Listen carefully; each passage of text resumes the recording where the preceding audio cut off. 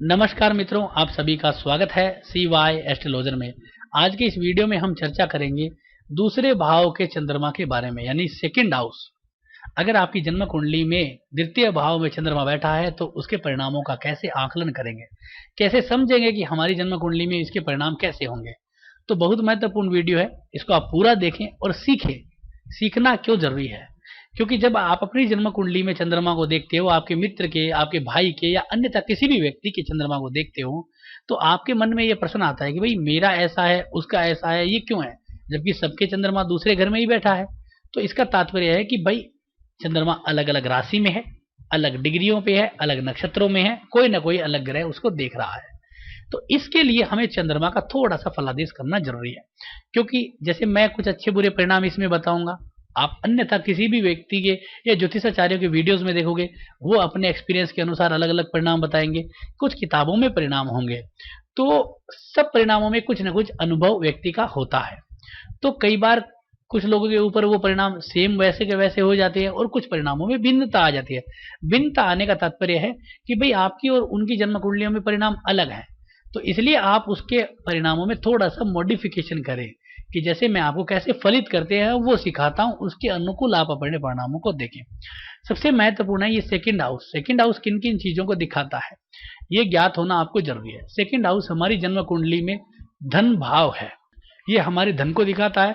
कौन सा धन है ये वो धन है जो हमारे पास बैंक में बैलेंस है, जो बैंक में कैश पड़ा है, हमारे घर में सोना पड़ा है, बैंक में पड़ा है, हीरे जवाहरात, जो सारी चीजें हैं वो हमारा यहाँ पे धन भाव दिखाता है। हमारी जो प्रॉपर्टी है, यानी कि जो हमारा घर है, गाड़ी है, वो चतुर्थ भाव है। सेकंड भाव हमारे एक्सपीरियंस को दिखाता है, हमारी शिक्षा को दिखाता है। वो शिक्षा है जो हमारा एक्सपीरियंस है। जैसे मुझे ज्योतिष करते हुए इतना समय हो गया तो मेरे को अनुभव हो गया, तो वो अनुभव ही यहाँ पे सेकंड हाउस है। साथ में आपका कुटुंब भाव है। कुटुंब भाव का तात्पर्य है जैसे आप अकेले हैं, आपकी शादी हो गई तो आप 2 हो गए, इसके बाद आपके बच्चे हुए, आप 4 हो गए, 5 हो गए, तो ये आपका कुटुंब भाव है। और इस कुटुंब भाव में होने वाली वृद्धि और कुटुंब भाव में होने वाली जो भी कमी है, उन सब चीजों को ये दिखाता है। तो आप इस चीज को समझे, ये बहुत महत्वपूर्ण भाव है। बहुत सारी और भी चीजें आती है इसमें, अब हम सब चीजों का आंकलन ले सकते हैं। तो हम इस वीडियो में देखते हैं चंद्रमा यहाँ पे क्या परिणाम देता है। तो चंद्रमा जो है वो वृषभ राशि में, यानी कि 2 नंबर जो राशि है, ये 2 नंबर शुक्र की राशि, इसमें चंद्रमा उच्च के होते हैं। अगर चंद्रमा जन्म कुंडली में उच्च के हैं तो शुभ परिणाम देंगे, और अगर चंद्रमा वृश्चिक राशि में बैठे हैं, यानी कि यहाँ पे चंद्रमा 8 नंबर राशि में बैठे हैं, तो अशुभ होते हैं, तो वो अशुभ परिणाम भी देते हैं। हम जन्म कुंडली में फलादेश करेंगे तो उसका भी आकलन लेंगे। अब हम देखते हैं कि चंद्रमा जो है वो अपने में भी एक दोष बना के रखता है, यानी कि अपने में दोष ये कि ये एक मन को दर्शाने वाला ग्रह है, मन का कारक है। जैसे हम सुबह उठे, हमारा मन जो है वो थोड़ा सा दुखी हो गया, अचानक अपने आप ही लेट उठ गए तो हमें दुख होगा, अरे यार हम लेट हो गए, ऑफिस के लिए लेट हो गए, हमारा मन ऑटोमेटिक दुख हो गया। कई बार हम जल्दी उठ जाते हैं, काम जल्दी जल्दी हो जाते हैं, मन प्रसन्न हो जाता है, तो मन का कारक है, तो मानसिक परेशानी देता है। इसका एक खुद का ही एक दोष है जिसे हम केमद्रुम दोष कहते हैं। केमद्रुम, चंद्रमा जहां पे बैठा है उसके आगे और पीछे अगर कोई ग्रह नहीं हो तो चंद्रमा स्वयं अपने आप में ही एक दोष बना देता है, चाहे वो उच्च का हो या फिर कितना भी मित्र क्षेत्रीय क्यों ना हो। तो इस प्रकार आप इसको भी समझे।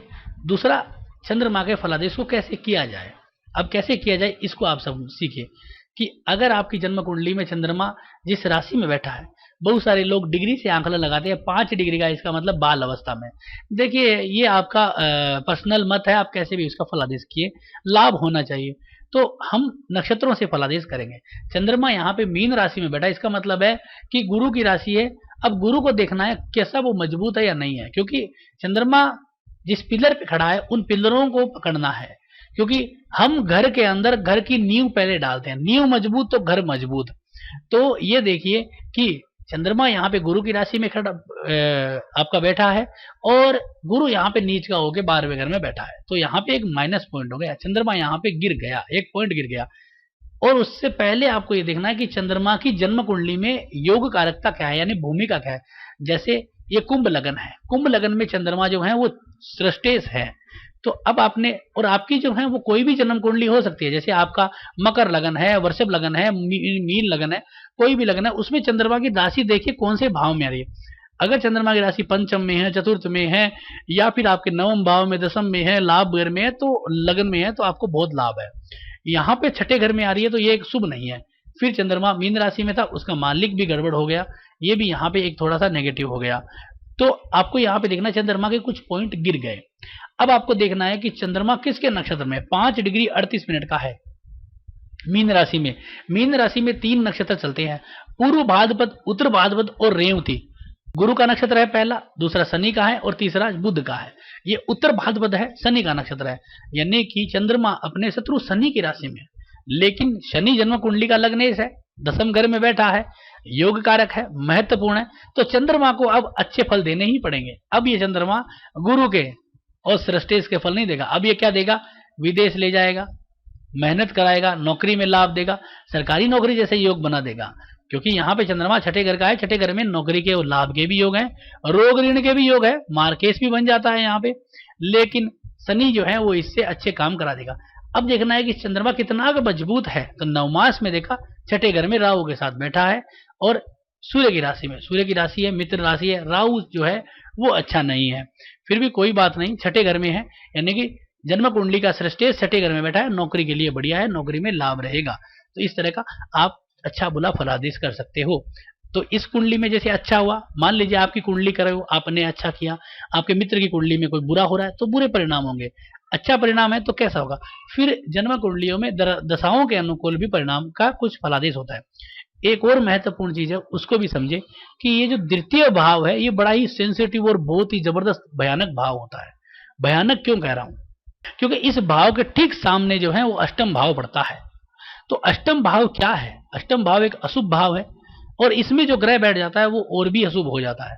अगर जन्म कुंडली का अशुभ है और वो फिर यहाँ पे बैठ गया तो फिर तो आपको बचने के मौके नहीं मिलेंगे। अब आप मान लीजिए कि जैसे ये कन्या राशि है, इसके अंदर शुक्र बैठ जाता तो नीच का हो जाता, जन्म कुंडली का तो योग कारक था लेकिन नीच का हो जाता, और इस नीच ग्रह की दृष्टि सीधे के सीधे सेकंड हाउस पे आती। तो अगर ऐसा कैलकुलेशन है, चंद्रमा को ऊपर दृष्टि डाल रहा है अशुभ घर से बैठा हुआ, तो भी आपके लिए अशुभ है। फिर आपका चंद्रमा चाहे कितना भी बढ़िया नक्षत्र क्यों ना हो, आपका गड़बड़ हो जाएगा। तो इसलिए ये भी एक ध्यान देने वाला विषय है, तो इसको भी ध्यान दें। अब इतना सब आकलन करने के बाद आपने देखा कि भाई मेरा तो शुभ है, मुझे तो परिणाम शुभ मिलने के योग है, तो आप फिर शुभ परिणामों को देखें, कैसे कैसे शुभ परिणाम मिल सकता है। चंद्रमा मन का कारक है, जब तक का मन बहुत मजबूत होगा, मनोबल बहुत ताकतवर होगा, जब तक सकल से सुंदर होगा, तेजस्वी होगा, वाणी का भाव है, सुंदर वाणी होगी, मीठी मीठी वाणी होगी, बहुत अच्छी बात करेगा, मन को भाने वाली बात करेगा, चंचलता भरी बातें करेगा, हंसी मजाक मजाकिया किस्म का व्यक्ति होगा। और ये अकाउंट्स का भाव है, बैंक बैलेंस का भाव है, जब तक सोच समझ के पैसे को प्रयोग करेगा, जब तक अपने बैंक में हमेशा बैलेंस को अच्छा बना के रखेगा, धन संचयी होगा, जब तक थोड़ा सा कंजूस व्यक्ति टाइप का हो सकता है। जैसे जैसे ग्रहों की दृष्टियां होती है, जैसे मान लीजिए राहु की दृष्टि आ गई तो जब तक अचानक धन भी प्राप्त करेगा और अचानक नुकसान भी कर लेगा, और अगर जब तक के ऊपर शनि की दृष्टि आ गई तो जब तक क्या करेगा, धन संचय हो जाएगा, बैंकर कंजूस, यानी कंजूस मक्खी चूस इस टाइप का हो जाएगा। तो इस तरह के योग बन जाते हैं, वो ग्रहों के आकलन से बनते हैं। फिर ये भाव परिवार का, कुटुंब का है।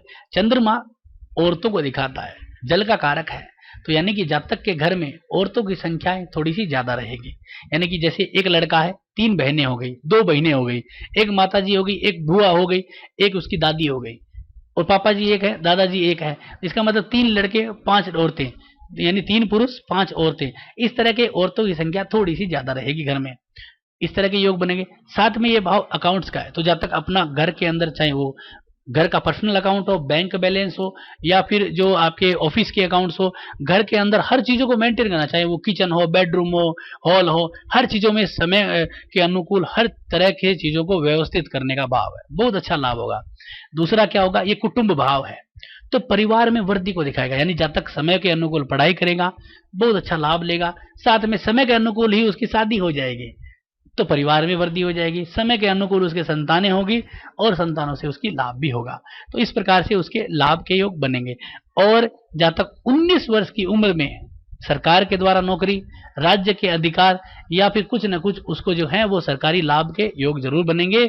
और जब तक के 29वें उम्र में या फिर 27वें वर्ष में, ये दोनों का आकलन है, 27 या 29वें वर्ष में जातक को धन वर्षा जैसे योग में मिलेंगे, यानी कि जातक के ऊपर अत्यधिक धन वर्षा हो, चाहे वो व्यवसाय के रूप में हो, चाहे किसी लॉटरी के माध्यम से हो, चाहे परिवार के माध्यम से हो, या फिर शादी में कोई दहेज मिले, किसी भी तरीके से धन वर्षा के योग बनते हैं जातक को।